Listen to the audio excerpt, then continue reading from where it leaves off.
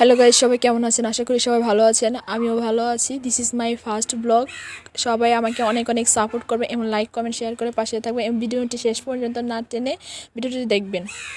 আজকে আমি সারাদিন কি করলাম, কোথায় গেলাম, তাই আপনারা এই ভিডিওর মাধ্যমে দেখতে পারবেন। এই যে দেখতে পাচ্ছেন, এইখানে আমি আমার ফ্রেন্ডসরা মিলে একটা সিএনজিতে উঠে পড়েছিলাম এবং আমরা কোথায় যাচ্ছি সেটা আপনাদের দেখতে পারেন। এই যে দেখছেন, সামনে একটা বান্দর বসেছিল এবং সে কি বলতেছিল আমি জানি না। তো এখন ভিডিওটি দেখতে থাকেন এবং আমরা কোথায় যাচ্ছি সেটা আপনারা একটু পরেই দেখতে পারবেন। এই যে এখানে আমি একটু ঢং করতেছিলাম।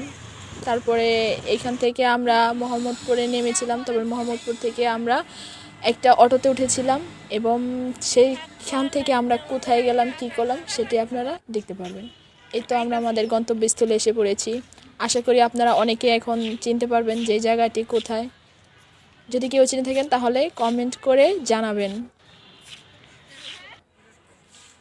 এই যে আমি এখানে আমার ফ্রেন্ডসদেরকে ডাকতেছিলাম ভিডিও করার জন্য, কিন্তু ওই এমন পোস্ট দিতেছিল যে ও ভাবছিল যে আমি পিক তুলতেছিলাম। এই যে আমার বাকি ফ্রেন্ডসরাও এখানে ছবি তুলতেছিল, পরে আমার ক্যামেরা অন দেখে তারাও এখানে এসে পড়লো। তারপরে আমি একটা ভিডিও বানিয়ে নিলাম। দেখেন গাইস যে আমি কীভাবে একটু ঢং করে ঘুরে ঘুরে ভিডিওটা করতেছিলাম। মানে ঢঙের দিক দিয়ে আমি সেরা, এটাতে কোনো কিছু বলার নাই, আপনারা শেষ পর্যন্ত দেখতে পারবেন। তারপরে আমরা একটু আড্ডা দিতেছিলাম, লেকটা ঘুরতে ঘুরে দেখতেছিলাম যে কেমন। ও গাইস, আপনাদেরকে বলাই হয় নাই যে আমরা কোথায় এসেছি। হ্যাঁ, আমরা ধানমন্ডি লেকে এসেছি। তারপরে এখানে আমরা পেয়ারা মাখা দেখে পেয়ারা মাখা খেলাম এবং সবাইকে জিজ্ঞেস করতেছিলাম যে পেয়ারা মাখাটা কেমন হয়েছে।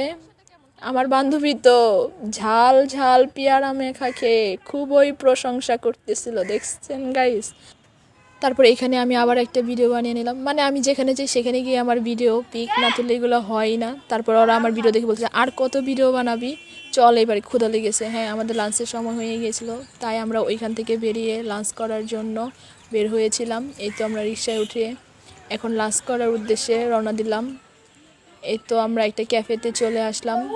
ক্যাফেটা অনেক সুন্দর ছিল, পরিবেশটাও অনেক সুন্দর, আমাদের অনেক ভালো লেগেছিল, কিন্তু বাইরে থেকে দেখেও বুঝতে পারিনি যে ক্যাফেটা এত সুন্দর হবে। তারপরে এইখানে আমরা ঢুকলাম।